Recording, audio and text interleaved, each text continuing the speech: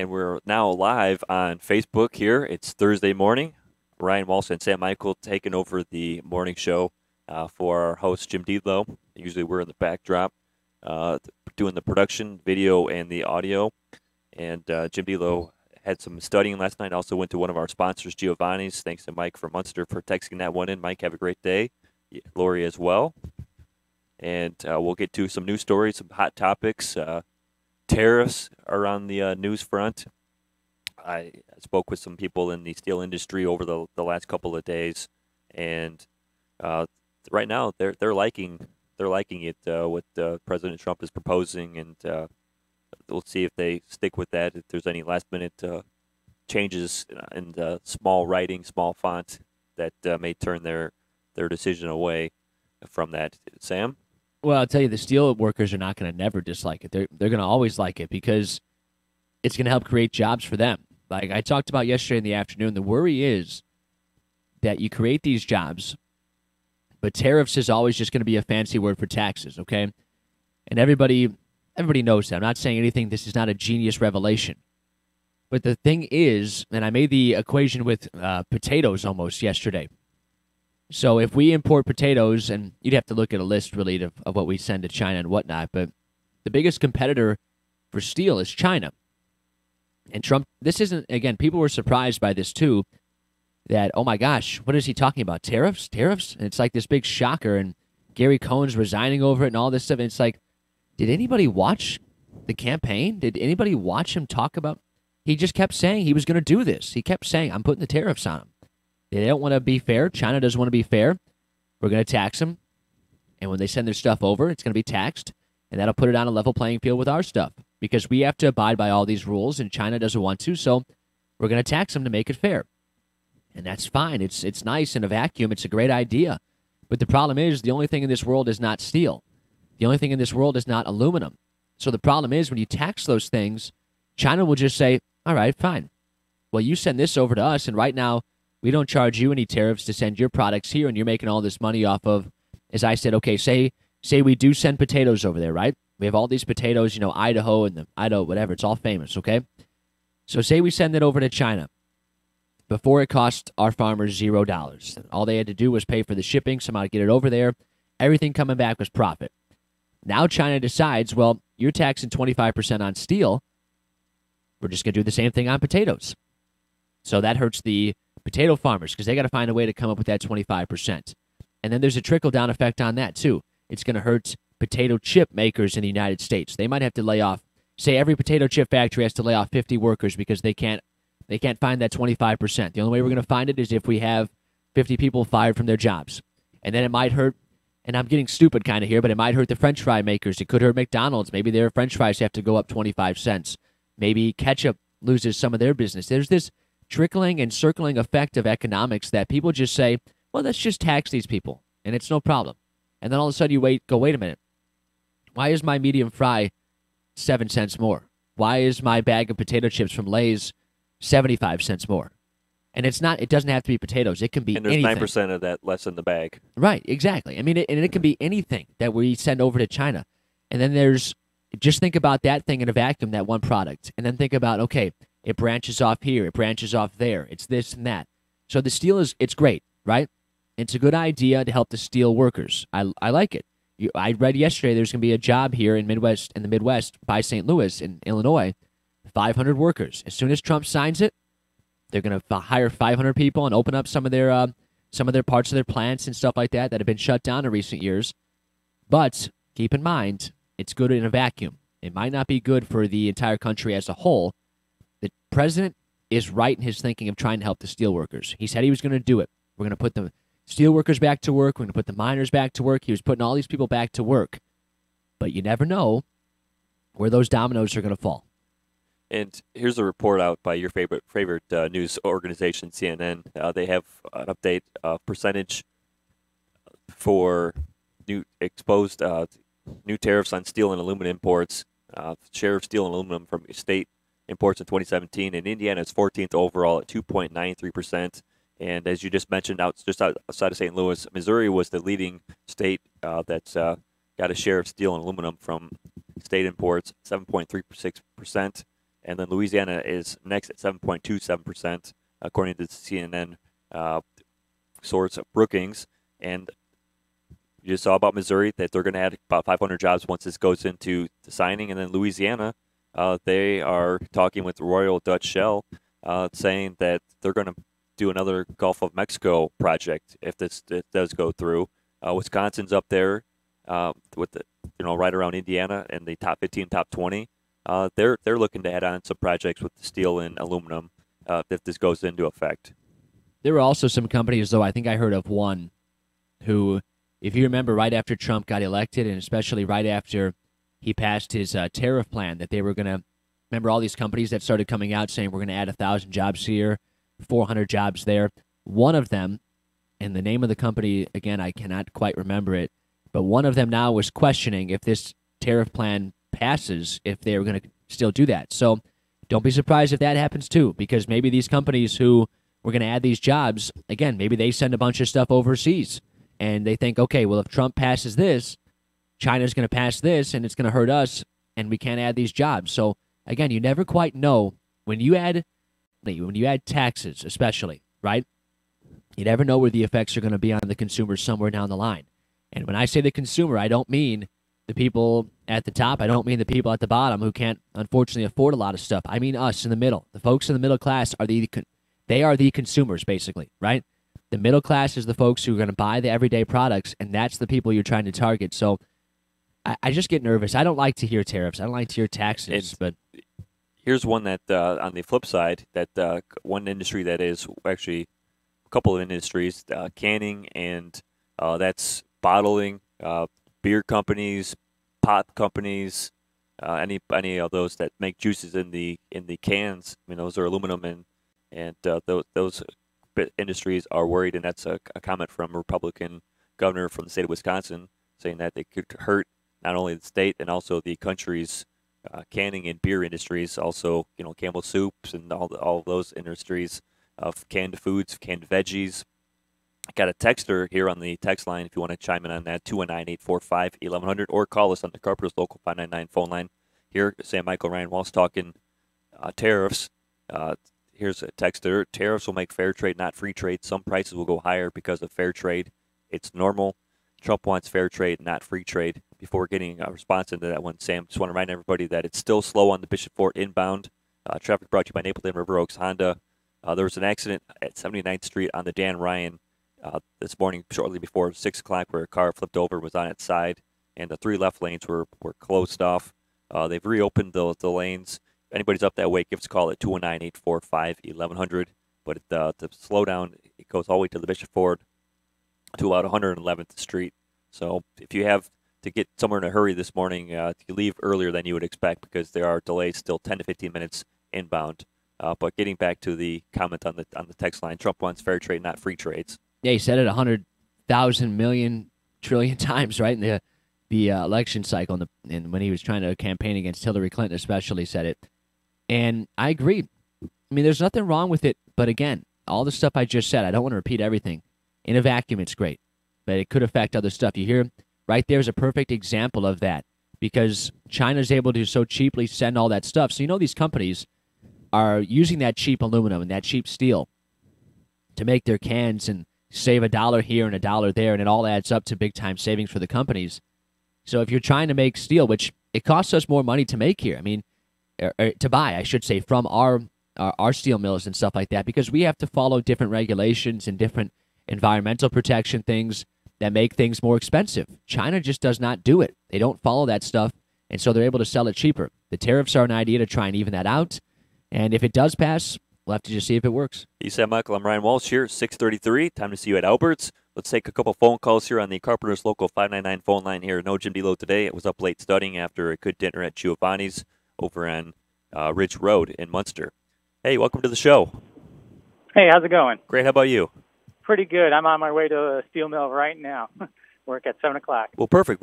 We are glad you called in this morning. Yeah, I just want to quickly say that you guys are hitting it right on the point. But we could what if this all we want. Realistically, this is just a temporary solution to a long-going problem. We need to now come up with another solution to make it more long-term. Do you have any suggestions for that? I think we need to get back to the state level. If the states are implementing something similar and get away from the federal government, then, China might not be looking at us as, oh, the federal government is doing this, but they may look at the states, oh, it's just one state or two states. They're not so worried. But then again, they have to do their homework as to see where their steel is mainly going in the United States in order to be affected by that. Yeah, and like you said, I think we are talking about mostly the things that are going to be consequences potentially, but you're right. There's a number of things that need to happen, and I talked about the dominoes that might fall as far as consequences, but there's those dominoes that need to fall too as far as potential solutions. So it's a long road, I think, to try and get back to where we were, obviously, as a country in the steel mill producing greatness that we were for so long. But it's going to be tough to get back there without a bunch of different solutions that all really go towards solving the problem. Right. Well, I'm also a candidate for the state senate, and as a steel worker, I like this idea that finally we have something. It's been decades since we've had effective tariffs on U.S. steel, our imported steel coming into this country. So I hope it helps our fellow steel workers and keeps the jobs going in this area. But again, it's a temporary solution to a long-going problem. Well, we appreciate your feedback here this morning, and good luck in your run for office. Thank you. I'll be in touch in the future. Have a good one. Thanks. You too. All right, that's our first call here, talking tariffs, 6:36 on Thursday morning, March 8th of 2018. Sam Michaels here. I'm Ryan Walsh. Good morning. You're on the Carpenters Local 599 phone line. How you doing, Ryan? Good, Charlie. How about you? How you doing, Fish? Good, Charlie. Hey, his name is Sam. Can you call him Sam? His nickname is Fish, but he goes by Sam. How you doing, Mr. Sam Michaels? Good, Charlie. How are you? What happened to Jed? He slept in late today. He had a long night of prepping for his classes. He's taking classes at Purdue Northwest. He's got a couple of tests coming up, and he wants to do well on them. Who do you think was going to make it for the sheriff race? For what? Who's going to win the sheriff for the sheriff. I think it's too early to tell. That they got to come out and they got to do a couple of shows and do more advertising and get themselves out to the public more. Who do you think? What's your opinion? I think, Charlie, at this point that you got to like the guy who's, and this isn't a personal opinion, but the guy who's in the position already probably has the best chance, right?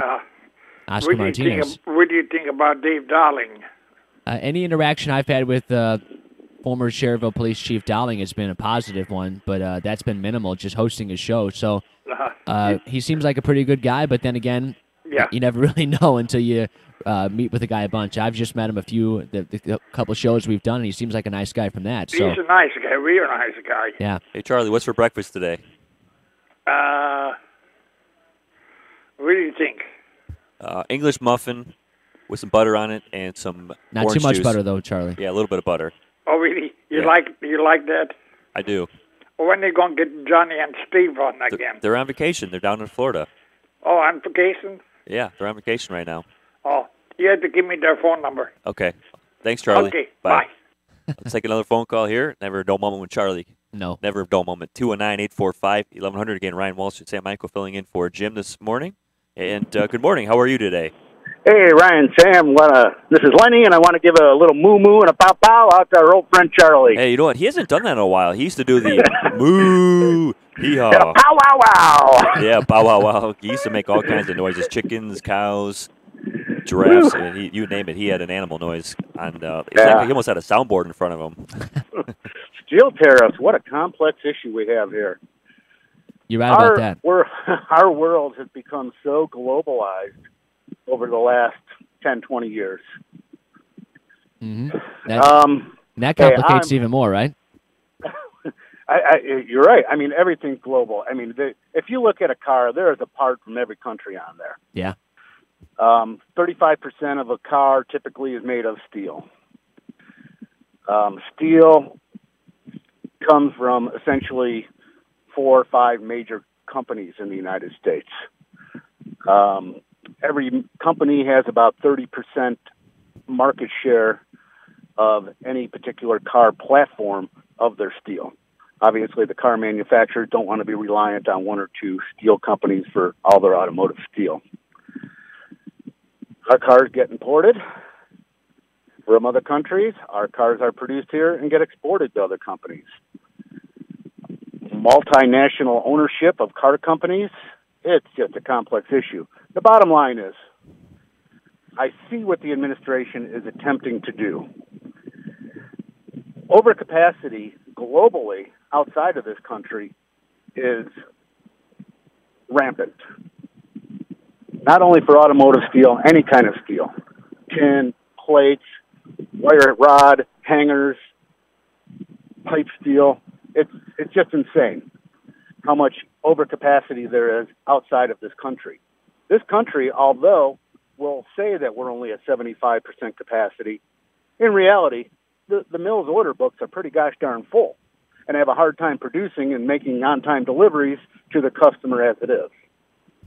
Well, how much But of that, really- Lenny, how much of that is just not having enough manpower right now, not being able to pay enough workers because of the competition from China being able to send it in here so much cheaper? That's true. That was going to be my next point. Yeah. The main thing is price.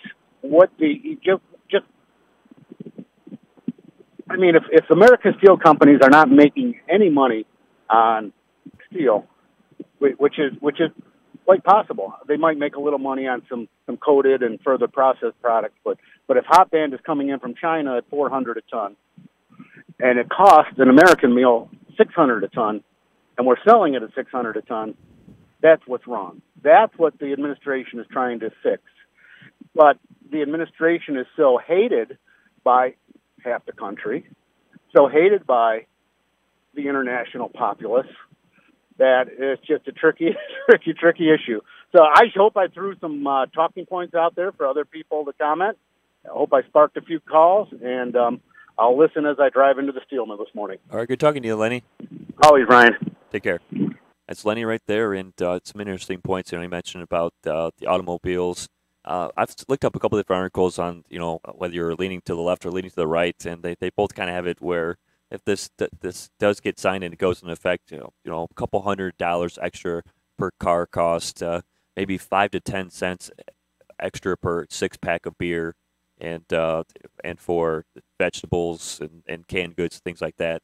The food. You know what some of our elected officials would call that increase in price? Crumbs. But to some elected officials, it might be crumbs, and to some even middle class people, it might be crumbs. No big deal. $200 on my next car, I don't care. I can afford that. 5 cents on my canned goods, no problem. But some people, it could break them, and over that, it might seem like no big deal to some, but it could have that effect. It's amazing how much relation there is between beer and NFL football, because pretty much every article that I've read about the steel tariff effect going in, it all relates to beer prices for fans going up on Sundays watching NFL football. I don't know if Commissioner Goodell has a scheme, that to put in these writers' minds, but almost every article says for the people that are going to be watching football and drinking beer on Sundays for the NFL, because they'll be worried a little bit. Yeah, because now we're going to spend $10 a beer, because I'm sure it costs the Bears and whoever and the Packers and all the other NFL teams. I'm sure it costs them $9.75 to get that beer bottle in for you. They got to charge 10 so they can make a 25% profit, right? You know what? Out of all the sports, like at the professional level, NBA, NHL, NFL, Major League Baseball, soccer, I think the least enjoyable to watch live in person is NFL, because of what's happening on TV and at restaurants and in your home or in in a bar. It depends on the red zone ticket. Yeah, depends on which stadium you go to, and some are a little bit more exciting, I think, than others. But I still love going to any game in person better. But yeah, it's interesting how that steel could relate. And Lenny brought up a bunch of good points, and just thinking about that, like you said, 5 cents here, maybe on your can of peas. But all of a sudden, if you're a sports guy and you're going to a game, it could be a dollar on your can of beer. It could be, I don't know, $1.50 on your 24-pack total. It could be any. It's so hard to say, because a lot of it almost depends on how these companies react. And exactly, again, nothing's signed, so we don't know we don't know how much the tariff's going to be. We don't know who's going to be exempted. I saw this yesterday where supposedly Canada and Mexico could be exempted from the tariff. Maybe this really just and probably is targeted to hit China as hard, because they've been cheating for so long. Oh, forever. I mean, Trump. How many times did Trump say China or as he would say, Gina, the entire time throughout the primary and the election cycle. He talked about them a lot. And, I mean, we've been with them for years now and decades, borrowing money back and forth and doing whatnot and trading and doing this. But they're one of our biggest competitors and biggest rivals, or I don't want to say enemies because I don't think we go that far, but it's tough to compete with them because they don't play by the rules. They just don't. And the exemption for Canada and Mexico would be for 30 days. President Trump reversed courses, according to Ken Thomas from the Associated Press, who covers the White House, saying that it would be a 30-day exemption for Canada and Mexico. And this announcement officially apparently going to go into effect, be made later this morning or early afternoon for the Trump. They're calling them Trump tariffs. So when is he going to sign some of this stuff? So is this going to be like what we had back in the day, like Obamacare, like the health care plan, Oh, Obamacare? it always works Trump, like that. Trump tariffs. Yeah, well, they were talking when they were trying to fix the Obamacare that it was Trump care. So that's how we've kind of gotten into that, just like we've gotten into that stupid phase of calling everything that's a controversy gate. You know, after Watergate, everything has become gate. You know, remember with Tom Brady, if you want to go back to sports for a second, it was Deflategate, and it was Spygate. Spygate, and every it's so stupid. We as the media has gotten so lazier, so much lazier. Everything's gate. Everything's named after the first or the last name of the president, and it gets a little bit old, right? That's right. Hey, he's Sam Michael. I'm Ryan Walsh. 6:45. We'll hit a break. We'll come back, talk a little local. Got some political issues going on here locally. City of Hammond, front page of the NWI Times this morning. He said, she said, they didn't do, he did. But before we go out on a break, traffic again inbound on the Bishop Ford to the Dan Ryan. It's slow from about 111th in. There was an accident earlier at 79th Street. Still slow this morning getting inbound. If you're up that way, give us a call, 219-845-1100 on the Carpenter's Local 599 phone line. The sun is out. It's a beautiful day. Get out and be productive here in this great country, America. Ryan Walsh, Sam Michael back in 90 seconds on the face and the voice of the region. You know, I enjoy watching basketball at home, but I think we should go over to Johnny's Tap in Munster for drinks and fun. Yeah, I like going to Johnny's Tap. Speaking of fun, I'd like to introduce you to Mr. and Mrs. Fun. Mr. Who and Mrs. Who? Mr. and Mrs. Fun, but they're at Johnny's Tap. Okay, I'll see you there at the corner of Broadmoor and Calumet Avenue. Yeah, I like going to Johnny's Tap. Johnny's Tap. New ownership, now smoke-free, and still the home of Mr. and Mrs. Fun. A real neighborhood type of place. Rush Radiosurgery deploys revolutionary technology in the fight against prostate cancer in just 5 outpatient treatments. With radiosurgery treatment for prostate cancer, there is no pain, no surgery, and you can go back to your normal activities right after treatment. Prostate cancer does not fight fair, and neither should you. For more information, contact Rush Radiosurgery at 312-942-4600 or visit us at rushradiosurgery.com. No case is typical. Results will vary by patient, and there's no guarantee other patients will experience these results. When you're in the dark, where do you turn to find a trusted professional who can assure the safety of your home or business electrical system? Certified Electrician is here to help. Looking for a highly skilled electrical contractor for your construction project? CertifiedElectrician.com is where to find one. We connect you with pre-screened electrical professionals living right here in Northwest Indiana. Experts in residential, commercial, voice data video, and signage. Certified Electrician can fulfill all your electrical needs. Visit CertifiedElectrician.com. I'm Barbara Gadarian-Muckle, Executive Director of Excel to Fitness, Northwest Indiana. Excel to Fitness is a 6-week program serving boys 3rd through 6th grade. This program is for every boy. The 12-session curriculum creates an interactive experience using speed, strength, agility, balance, and cardio while embedding character through teamwork, leadership, and goal setting. Join Excel to Fitness this season at your school, church, or recreational center. Registration begins March 12th. Contact me at 219-595-XCEL or exceltofitness.com/Northwest Indiana. Hey, everybody, live here in Hammond, Indiana on the face and the voice of the region. It's Ryan Walsh and Sam Michael taking over the morning show. You can hear Sam Michael as well at 1 o'clock today. Sam Michael in the midday. And before we get back into a couple of news stories around the area and around the nation, I want to let you know again that we're having a benefit coming up for Shamari Walker. Shamari Walker is the CEO and founder of Ascunia Tech. It's a web design and marketing company he founded by himself in 2015. He's just a 17-year-old young man, a student at Gavitt High School. He's been accepted into the Stanford University Summer Institute program, into the Business and Entrepreneurship course, He's going to live on Stanford's campus for 3 weeks, meet many new students with the same academic passion as he has for entrepreneurship in the business world. And he needs help with some funding to get out there. The program costs $6,850. And if you want to make a donation to help out Shamar, you can drop off a check here at the office. He is the man behind the Hey JED app. Jim Delo and Shamar Walker got together and made the Hey JED app. The event benefit is Sunday, March 18th from noon until 4 p.m. Students are $10, adults are $15. 6723 Kennedy Avenue in Hammond at Galaxy Hall. Again, that's Sunday, March 18th. Book it on your calendar. $10 for students and adults are $15. And now we bring back Sam in here. And Sam, some interesting headlines in the paper today, and one of them that we were told about last night. We had this kind of an incident like this, medical incident here in the studio last summer with Councilman Higgs, but kind of a he said, she says. There's an accusation of money being stolen by police and firefighters during a medical episode that Councilman Higgs was taken to the hospital.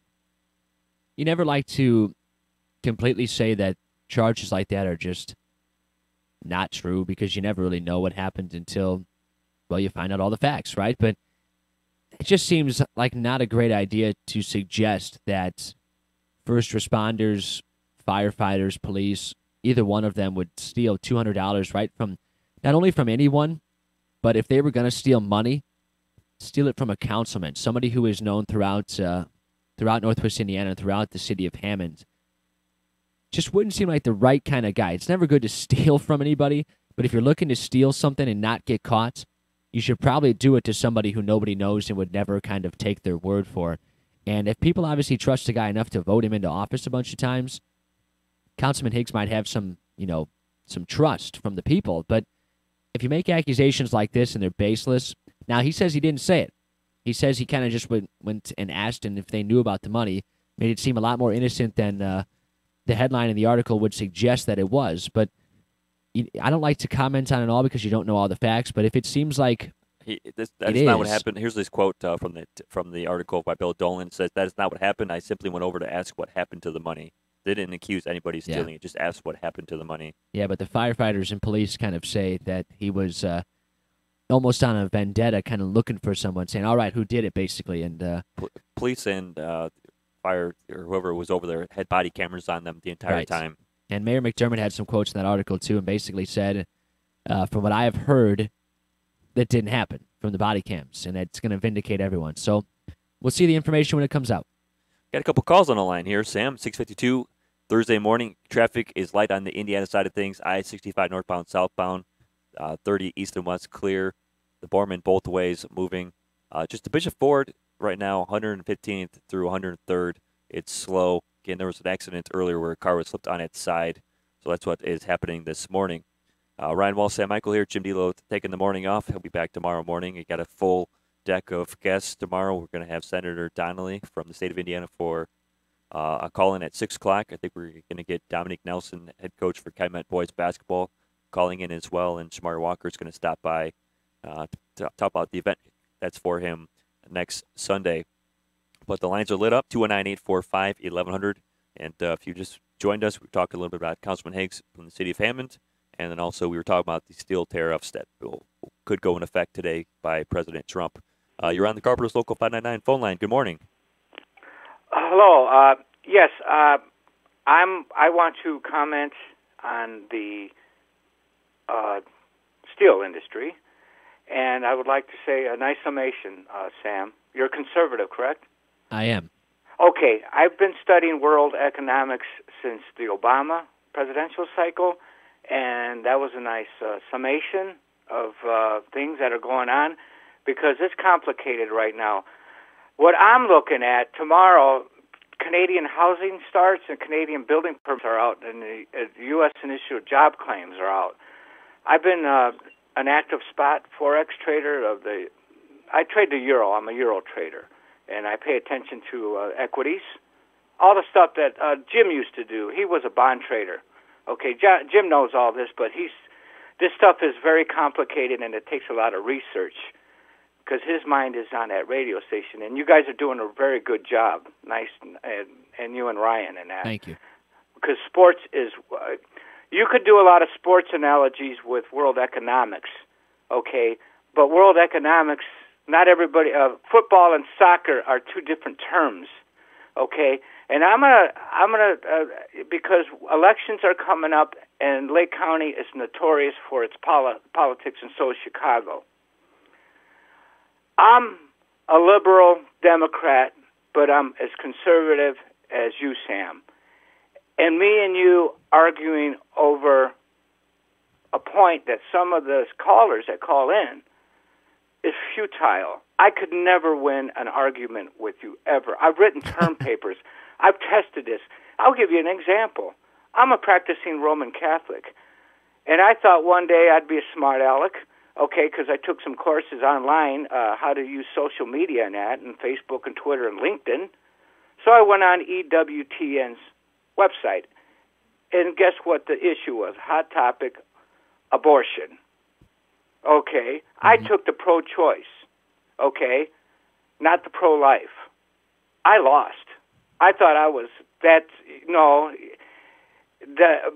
what I came across was a couple that were abortion survivors, and they were raising their family just as conservative as you, Sam. There's no way I would have won that argument. And I just bowed down. I go, okay, you won the argument. I'm pro-life. You know what I mean? I have my reasons for being pro-life, but then again, I could see why people are pro-choice, and across the street you have Planned Parenthood. And that goes with social issues that are complicated, just like Jim Didelo is. Well, look at what his major is. He's a sociology major, Berkeley, and he was a bond trader. That stuff is complicated, what you guys do there at the studio. And we do live in a complicated county. This is the industrial hub of the free world. So a lot goes on here. So you guys, I've seen your progress over the year, and I'm trying to help you guys out, but keep up the good work, man. All right. Thank you. Appreciate the call. Take care. Okay, bye. Bye. Let's hit another phone call here at 656-219-845-1100. Ryan Walsh, Sam Michael here on the morning show. You'll get Sam at 1 o'clock as well this afternoon. Hey, who's this? Jeff Smith from the fire department. Hey, how are you, Chief? Good, guys. How you guys doing? Fantastic. Pretty good. Hey, you ready for Cubs baseball, Jeff? I am ready for Cubs baseball. How are you guys doing this morning? We're doing pretty well. Kind of caught off guard hosting the morning show, but hey, baptism by fire, right? It's a good learning experience. Yeah, you guys sound good. Hey, this whole story in the paper, I had one gentleman call me, the battalion chief. He told me exactly what transpired during the whole time when Mr. Higgs visited the station. And he did pretty much accuse the guys of taking the money after he was told by the police department that they had body cameras and the money was there. So he came right here 6 hours after we took him to the hospital, by the way. So so what you've heard is that he went to the police department first, and they told him that the money was with the firefighters. No, they told him that we had body cameras. Nobody took your money. Oh, that's what they told him. Okay. And then he made the accusation, well, the firemen must have taken it. Then he drove here to the main station. Mm. And there was 5 guys here. They called the battalion chief to come here, and he spoke to the battalion chief outside after he asked everybody, hey, I just want to know what happened to the money. Well, we don't take money from people's houses. We don't touch it. We don't say, hey, you might want to take that. We don't mess with the money. We're worried about the patient. Right.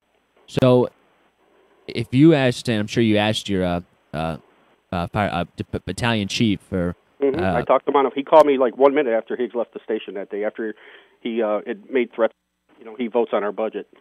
How was his tone of voice? Was he accusing people of taking it, or was it a simple? I wasn't here, but that's the impression I got from the 5 guys that work here. Yeah, that's the impression we got from reading the article too. And like I said, if you're going to accuse people of doing stuff, you better have a pretty good idea of that actually happens. Especially if you're going to accuse first responders like the fire and police department. Yeah. Well, the strange thing was he found out yesterday that the money was still on the table according to the body cams, and it's been 21 hours and he hasn't apologized to anybody here yet. So, but he had 6 hours. 6 hours after he got out of the hospital, he was back here accusing us. So Chief Smith here on the line, Jeff Smith from the Hammond Fire Department. So what's next here? Is there going to be a meeting between the two sides? Because I mean, this is not good. A good look for the city of Hammond. I have no idea, Ryan, what's going to happen now. I mean, that's out of my hands, I guess. I know that it makes the Hammond Fire Department, even though it could be a wrong. I mean, maybe it didn't happen. Makes the Hammond Fire Department look bad that this is coming up front page of the Times. Makes Mayor McDermott mad that it's in the front page of the paper and being talked about on the radio. So I'm sure he'll have a lot to say tomorrow morning. I'm sure he will. Thanks for the call. I'm sure he will. All right, guys. Have a good day. Thanks, you too. That's Hammond Fire Chief Jeff Smith. And we'll take some more phone calls here, 219-845-1100, AM 1230, FM 104.7 in Hammond, Indiana. So we're at the top of the hour. Just want to legally identify ourselves. Thanks for watching on Facebook and listening on the radio. Hey, you're on the air. Good morning. Hi, Ryan. How you doing? Hey, good morning. How are you? Morning. Good. How you guys doing this morning? It's been a good morning so far. How was your day going? Very, very, very good. Wanted to talk a little bit about the steel tariffs with you guys. That was possible? Yes. Awesome. Well, I'm Kevin. I call into the NCAA Insiders on Monday nights a lot, but I also One of my college roommates back in the day. That's right. So I'm also heavily involved in the steel industry. I work for a steel service center that's located in Riverdale, Illinois, just across the border. My take on the steel tariffs are that it's a short-term gain for the steel industry, and it's a long-term loss for steel consumers. What people don't realize is last year, a lot of the major steel mills, a la Nucor, U.S. Steel, AK never makes money, but U.S. Steel, Nucor, SDI, they all made record profits last year. And then on top of that, they get these tariffs. In the last, I would say, 10 days, this is probably not surprising to anybody, but they've raised prices at least 15 to 20% across the board on all their products. They jumped almost 15% overnight just by the imports being blocked out, even though they were already blocked out based on previous trade cases. So I think these trade cases are frivolous, and the only thing that Mr. Trump is doing with this is he is trying to use it for leverage on NAFTA. So he's trying to leverage Canada and Mexico to renegotiate NAFTA. As soon as he does, he's going to pull back the tariffs, in my estimation. On the aluminum side, basically all the domestic producers don't want to produce what we're importing, which is 5052 aluminum and 3003, which are called common alloys aluminums. Nobody wants to really make those domestically because they want to focus on automotive and aviation. That's what they want to do, and we don't have the capacity anyways. And they leave all the 5052 and 3003 to the Chinese, to the Koreans, to the Greeks, to everybody who's bringing in this material.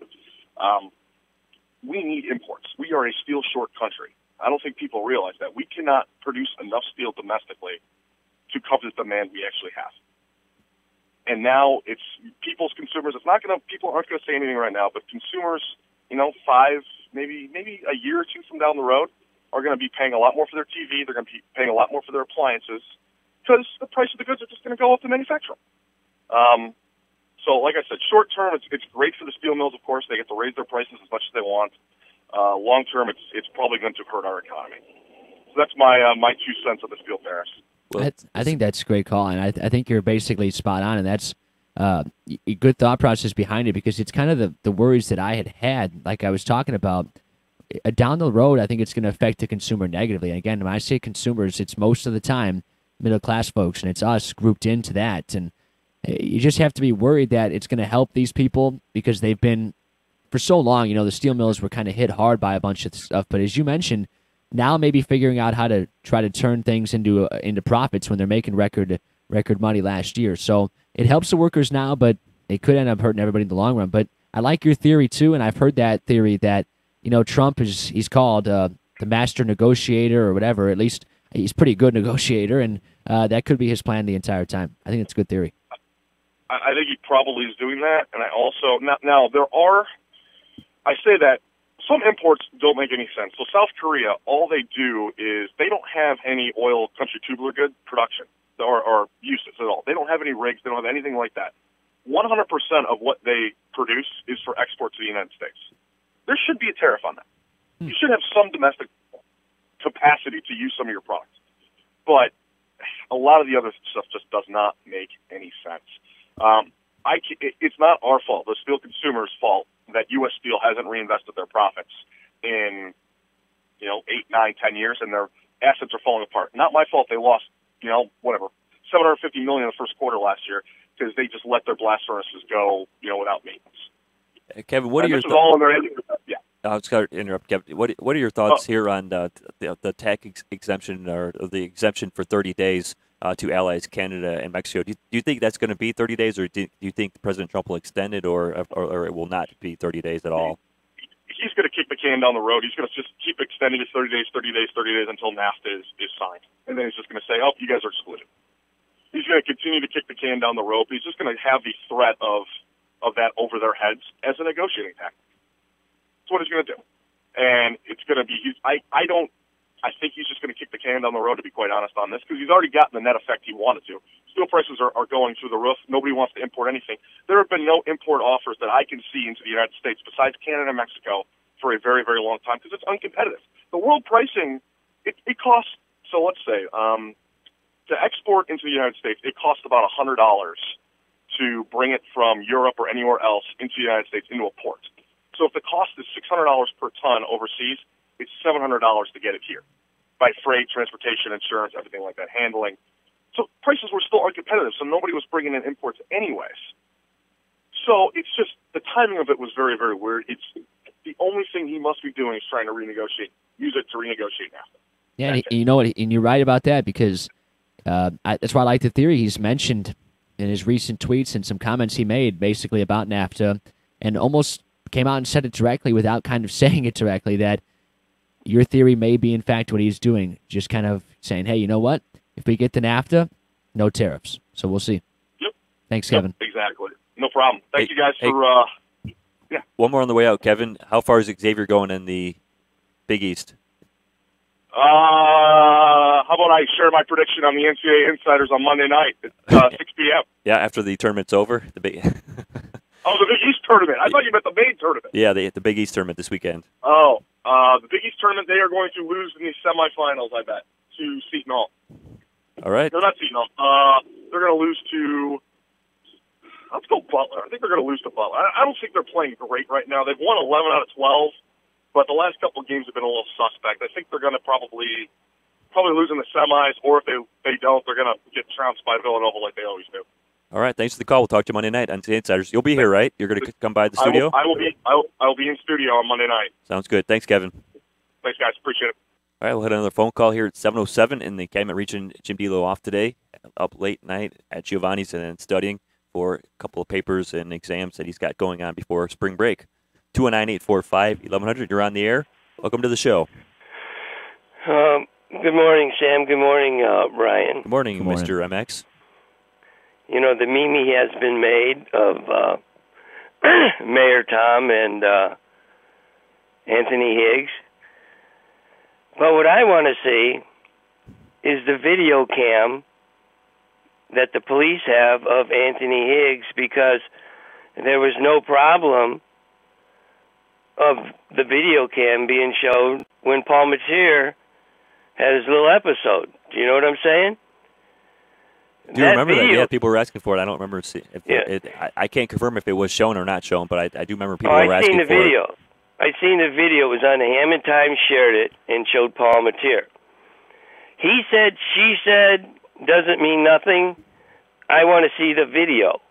Now, if you open up the comments on that meme that I made, there's a video.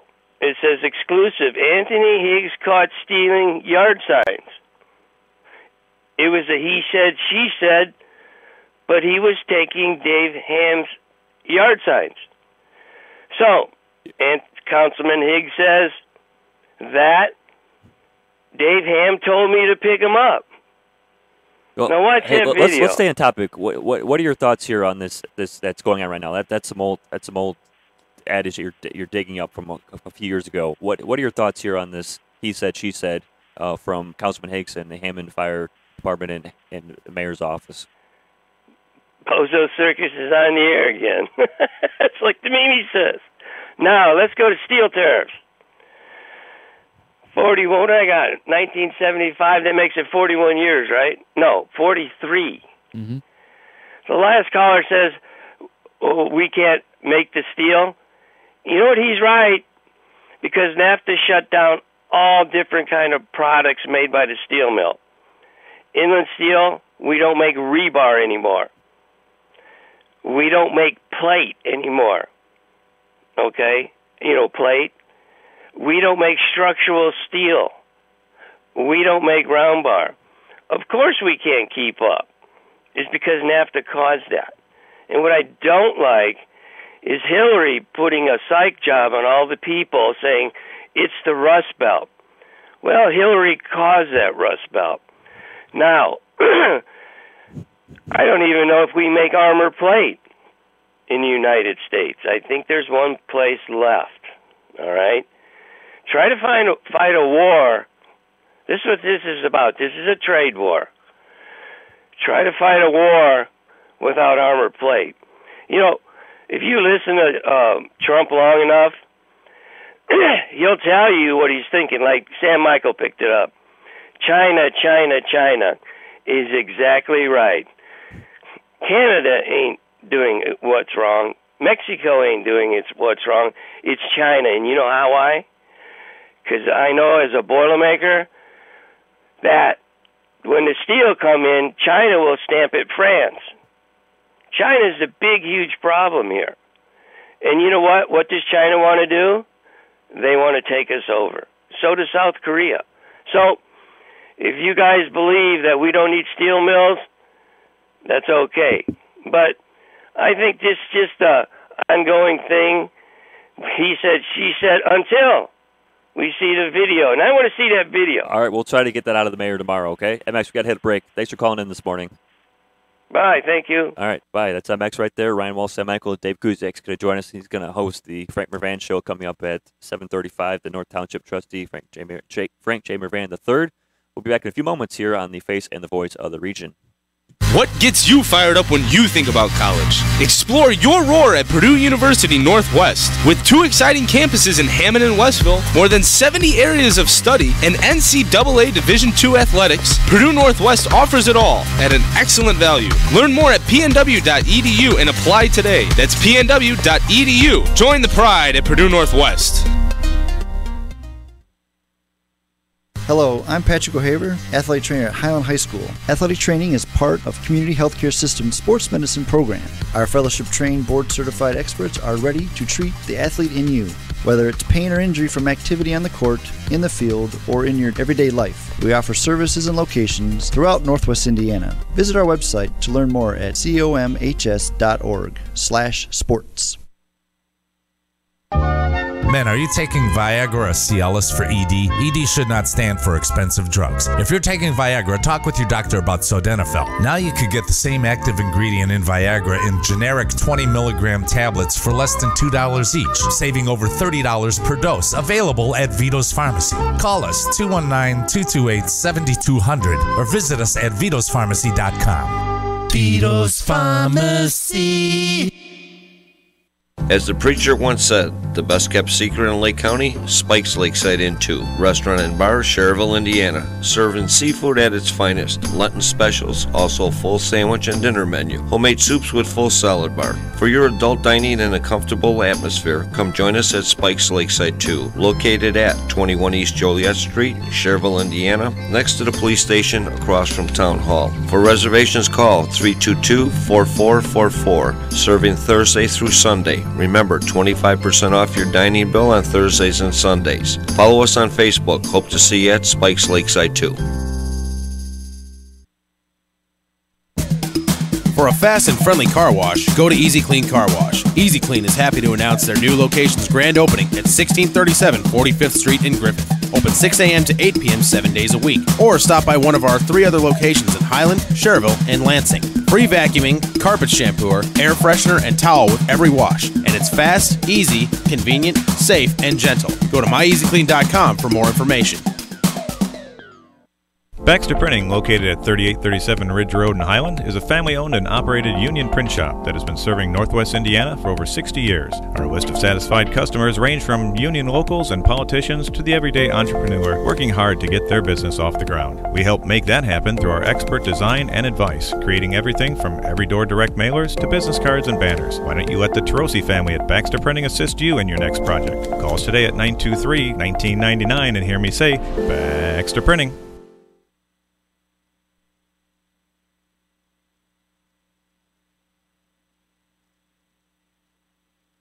For generations, you've trusted Edgewater Systems to provide compassionate, high-quality care. As the science of behavioral health has evolved, it's revealed the important connection between physical and behavioral health. With this in mind, we're pleased to introduce Edgewater Health, which includes primary care, in addition to our long-standing mental health and addiction services. Whichever combination of services you need, Edgewater Health is here for you for your whole life. Learn more at edgewaterhealth.org. This is Kat Markowitz from Big Brothers Big Sisters, Metropolitan Chicago, and you're listening to WJOB AM 1230 and FM 104.7 in Hammond, Indiana.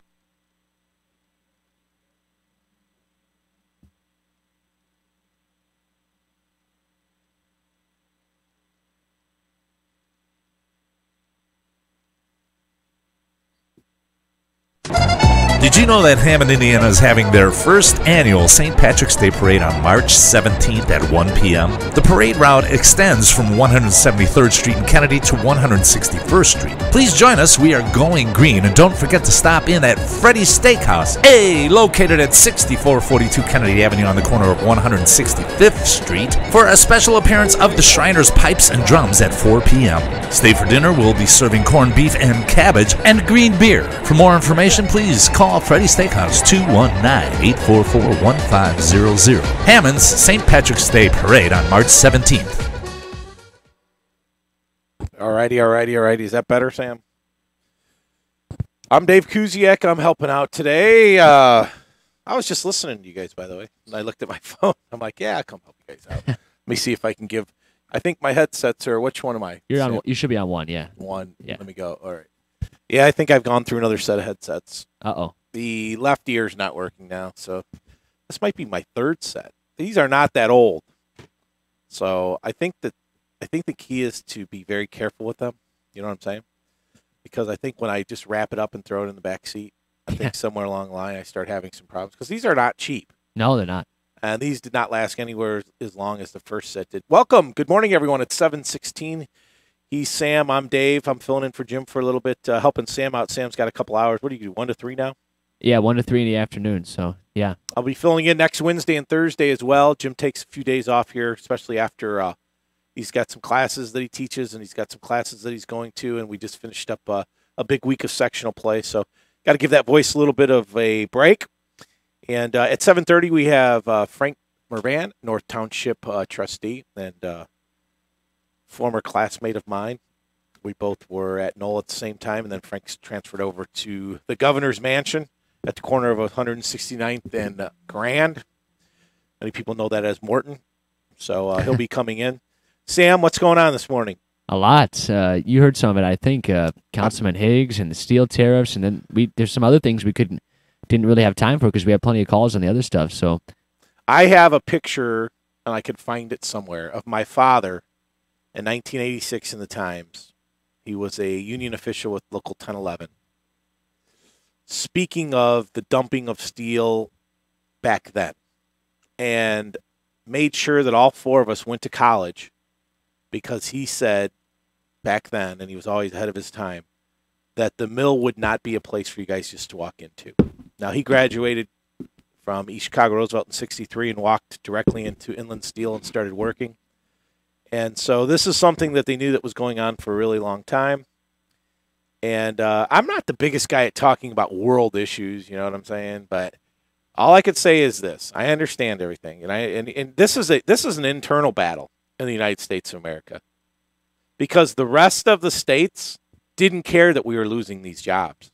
Okay, and in fact, a lot of the states were very jealous of the lifestyle that people from Illinois, Ohio, Indiana, Pennsylvania, wherever they made steel, they were almost jealous. And many of them came up here. If you look, that's the reason why Northwest Indiana grew to the amount of people that it had at its peak with the railroads, the steel mills, the refineries. We needed people. And it was very labor intensive. So people from this entire country, that's why you see a lot of people that are originally from down south are up here. Their families are up here because they came up here for work. And they would tell their families of the lifestyle that they were able to live. A lifestyle of which you saw Highland and Griffith and parts south getting built out because people from 45 to 80 were buying 3-bedroom ranch homes with being able to have a car and their mom stay at home and be a mom and make enough money to have a very good life. And so when that steel started getting made in other countries, some of this country do not want tariffs because they produce a product that would get hurt by tariffs. So this is an internal battle in this country. So my only question is, and it was brought up earlier by the caller here, what happens if we ever have to go to war again? Should we ask our enemies if we can take back our steel mills? Yeah. There are certain things that I think you need to be in charge of. And if we have to get assembly lines going again to either make tanks or whatever it is that the next, hopefully it's in 100 or 200 years before we have some type of conflict, we better make sure that the things that we know that we need to be able to make, that we should be able to make in our country. So that's my concern about it. And it's always a negotiation. And I could tell you one thing about a guy like Trump. The worst person to deal with is a New York businessman. They are the nastiest, meanest, and there's a word in the business, something cutter. You don't want to deal with them because all that matters to them is the bottom line. And it doesn't matter how they get there. And that's what people can't deal with this guy. This guy doesn't care about anything else but the win. And we're okay with a guy like that if he's the head of our university football team. We're okay with a guy like that if he's Coach Mike Krzyzewski from Duke. We can root for a guy like that on the weekend as long as our team wins. But when we have a president like that, we don't like it? I'm just saying. I think you're right about that. And, the whole thing he talked about, constant winning, you're going to get so tired of winning. Remember when he said that? And you're right. It's about making the money. It's about the country turning back around. But I think Kevin, who called in right before MX there, had a great point about Donald Trump never does anything without realizing the consequences to his side of the deal. And I think that's what this is. And the deal 3 steps down. That's right. So he's laying the groundwork for something else. We could talk about that 845-1100 and also this situation. I'm just reading this article here. I got to tell you, this is, again, someone said the circus is in town, MX. Come on, guys. Anthony, I know you're a councilman. You're going to start telling policemen and firemen that you're in charge of their budget. Come on. Those days are over. These guys came in here to help you out and you're accusing them of stealing money? Or you weren't treated with respect? What, they're supposed to treat you differently than they treat anyone else who they're saving their lives? Come on. It's time to grow up a little bit. Just because you're a councilman or there's a word mayor or anyone else in front of it, you are just another citizen in the city of Hammond, okay? Just another citizen that happens to vote on where the tax dollars go. That's it. And to my great friends that are elected officials, and I have a lot of them, I think they're great people. They give of their life. You are no better than your neighbor who pays taxes that goes and does something else in this community. So the fact that you think you should be treated differently, what are you supposed to be treated differently for? So you're telling me that the police and fire treat the regular citizen different than they treat you? It's asinine. Grow up a little bit. You're making the city look stupid. 845-1100. Good morning. You're live in the air. It's nice of you to squeeze in a phone call in a half hour, Dave. I just got in here. Let me get this straight. Jim Dietlow is now Professor James Dietlow at Purdue University Northwest. My God, his ego was bigger than the Grand Canyon before this happened. I don't think they said professor. Not Well, yet. if you're teaching a class, you're a professor. If you're I in don't think so. university, I you're had not some slug off the street. No, I had some hope. teachers back then that were in the field that did not necessarily make the professor ranks that would come in and teach. They call him an adjunct professor. Okay. I think he deserves that level of respect, don't you? I mean, he's married to a judge. I think that an individual that knows something about a particular topic, and I was there on 4 nights out of 5 at Lake Central, and he had all the students from his class, and he was teaching them about what it is we do, and they had hands-on experience to TV and radio and how sports and all that works together. So he had him out there. Despite the technology, was he effective? Well, I'll leave that in the hands of others. Well, you know what the key to teaching is? It isn't teaching to the best students. The best teachers are the ones that teach to the least knowledgeable in the class. I think that, and I'm not one to I'm not the guy that likes the whole like Oscar awards and like, oh, you're great. No, you're great. No, you're great. I leave it in the hands of the listeners and the viewers if we did a good job last week. All I could tell you is this. We were at 4 different locations. You could watch any game you wanted to. You could listen to a game, and you could be at one game and watch another game, and no one else has done that. Well, maybe that's why attendance is so low. Your technology, people don't have to go to the games to see them. I think that's one side of what some people say, but I don't think that I really don't think there's many people that say I was going to get up and go to the Civic Center. Hammond, the numbers at the Civic Centers have been down for a long time because if you ask me, there's a bevy of reasons why. Number 1, the product is not as good. Number 2, the athletic directors don't realize partly what their job is, and part of what their job is they're putting a show together. Jack Gaber used to tell me that these athletic directors don't understand that when you're putting a Friday night game together, you're competing against other things that are going on. So you have to make a product. So in other words, was the band out there? Did you have the little bitty ball playing? If little Johnny's playing at halftime of a game, Grandma and Grandpa are going. You have to do something to get people to the game more than just basketball. Are you having a little cheerleader camp? Whatever it is that you're doing, are you recognizing a team that won 20 years ago? Let me get in a final point. Yeah. Lighten up on the Trump bashing. Consider the alternative. I didn't. First of all, Would you prefer Hillary Clinton as president of the United States instead of Donald Trump? Answer the question. No, and I've already said I didn't vote for her. The Democratic Party picked the question. The Democratic Party picked the only person in the United States of America that could lose to Donald Trump, and the biggest liar in the world. And you want to know what? I have nothing against the Clintons. They've done quite well. They're worth $300 million. I think they should just go away and spend their money.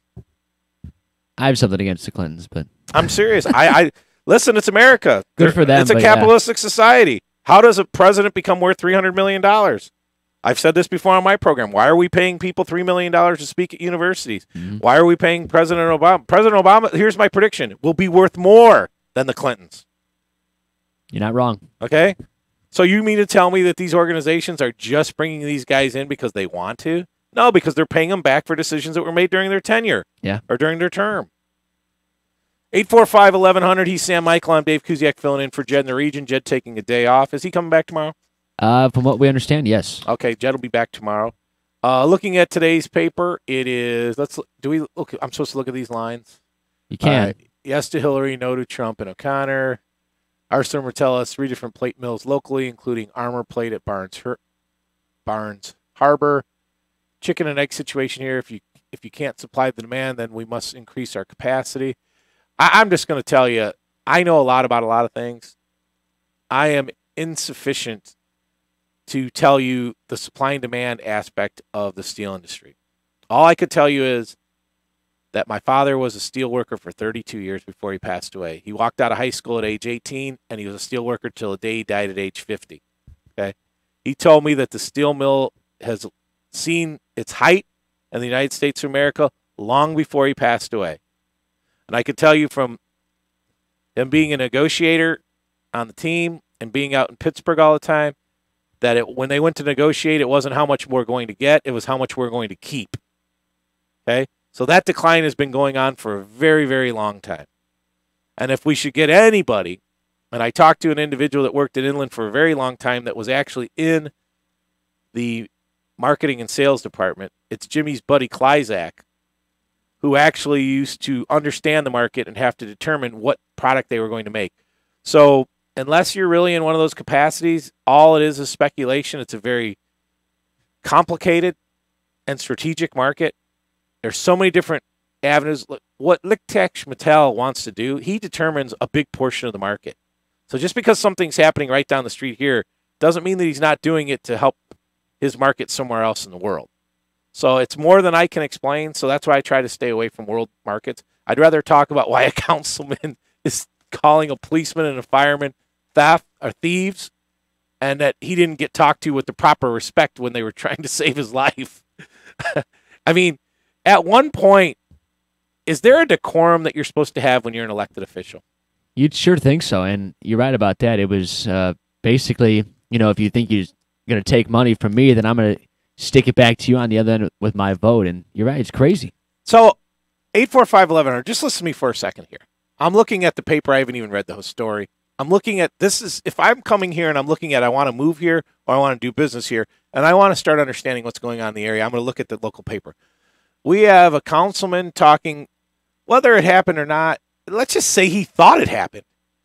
Then if you're a councilman, you pick up the phone to the chief and say, hey, chief, here's my interpretation of what happened. Can you look into it? We don't need to go air our dirty laundry out. Okay? If you've been working together for that long, you don't do that. And then on the same page, we've got a sitting mayor under indictment. That's great. And we've got a sitting county councilman who's running for commissioner who knows what the heck they have going on. He's got so many different things. I can't even keep up with it.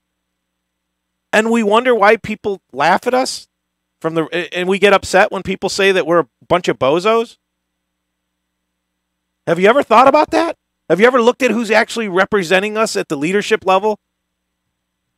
Very few of these people would ever get a real job in the real world. With one, their educational background, two, the way that they operate, and three, what they've accomplished. I mean, the committeeman, the county councilman who's supposed to be in charge of $200 and some million budget, can't pay his own bills, can't pay his own taxes, can't pay his own sewer. How can you be in charge of our money if you're not in charge of your own money? It's a joke. And I, for one, hate to be treated like a joke. We've got a sheriff's race and worried about if someone's setting up some account and some person so that they could badmouth someone. We've got gangs all over the place. We've got shootings all over the place. Let's worry about law enforcement. It's annoying. It's enough to sit. I mean, and we wonder why people are moving out of this area. These are our leaders. This is so-called behavior. My gosh. 845-1100. Good morning. You're live on the air. Hey, how you doing? Mike, I can't take it anymore. These guys, you know what? I very rarely ever say this. They won. Yep. They won, my friend. They won. In addition to your comments, we also have a person running for county council, former Gary City councilman, who actually spent 3 months in a federal penitentiary, whereby, in addition to the 3 months in a federal penitentiary, they actually held his job to return to the county council, and now, the city council, and now that same individual who's being backed by some people is actually running for the Lake County Council. He's probably going to win.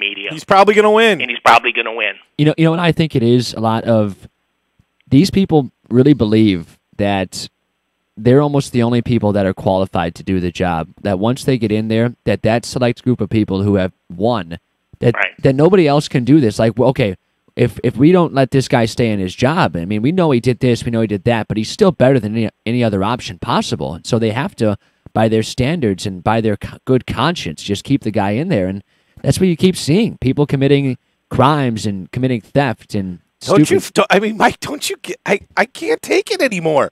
I wake up and there's a mayor that's under indictment that now is suing another arm of government in his community, okay? Right. Now, what happens? I know that the lawyers love to get paid. My dad told me very early on, you want to be two people in politics. You don't want to be a politician. They don't make. He said, listen, politicians don't make any money. Right. He said it's the lawyers and the consultants who make all the money. He said, so if you want to make some money in the world, don't be in it unless you steal, and then those guys always get caught and go to jail. Yeah. So and then they lose all their money because they have to pay it to attorneys during the whole thing. So don't become, unless you want to do something good for the community, become a. And there's listen, I want people to understand something. There's a lot of great elected officials. Right. And I don't want to be that person that has to go out 3 or 4 nights a week because there's some event and you're going out, you're helping. I like to live my life. But I think that they should start standing up and saying, we're not going to put up with this. Right. This is a joke here in the third. I'm sorry. I think Mr. Higgs needs some help. Right. I mean, back in the day, Coos, we would never question police, fire, paramedics, EMTs. I'm talking about, the rough and tumble cities of Gary, Hammond, and Chicago. I'll be straight with you. Because we knew in our heart of hearts, forget our politics, those are the dudes that run to the fire. Those are the dudes that run into the gunshots. And those are the dudes who save lives. But now you got elected officials running their mouth, in my opinion, needlessly, making total jerks of themselves in media. And like you just stated 2-3 minutes ago, if he felt that way, why did not he address that to the Chief Smith of the city of Hammond, man-to-man, over a cocktail maybe, deal with it and say, here's the problem, if he felt the way he supposedly felt.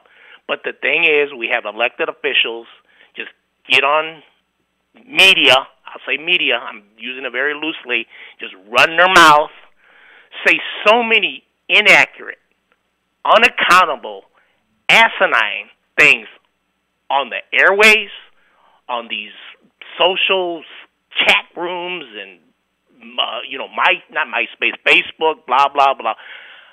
And they're allowed to get away with it because a lot of times people think they know more than they really do know. I'm gonna give you an example. I heard the show of the sheriff minus the sheriff.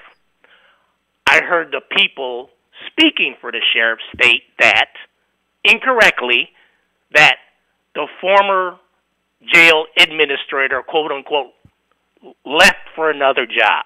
No, he didn't. He was fired because the present sheriff came to the conclusion, quite accurately, that the former administrator was not qualified for the job per the requirements of the job.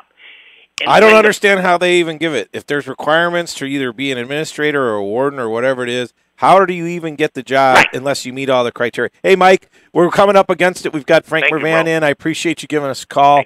We'll continue the topic at another time. We're going to pay some bills, and on the other side, it is a paid program. It's the North Township trustee, Frank Mervan. Johnny's Tap tonight is a big sponsor, and I was watching that game flipping through. They were down 16 or 17, and I turned it on right when they started the run. And then I watched the rest of the Big Bang Theory, and then when I came back, Notre Dame was up 1. And I think they went on a 25-4 run to end the game, whatever it was, and they came back and beat Virginia Tech. So for you Golden Domers, the only way they get in, they have to run the table. I don't think they get in. They play Duke tonight, and it's being shown at Johnny's Tap at what time? 6? 6 o'clock. So come on out. We're going to play a couple spots, and on the other side, it will be a paid program, Frank Mervan with the Township. You're listening to WJOB 1230 and 104.7 FM from the beautiful Strachan Van Til Food Market Studios. You know, I enjoy watching basketball at home, but I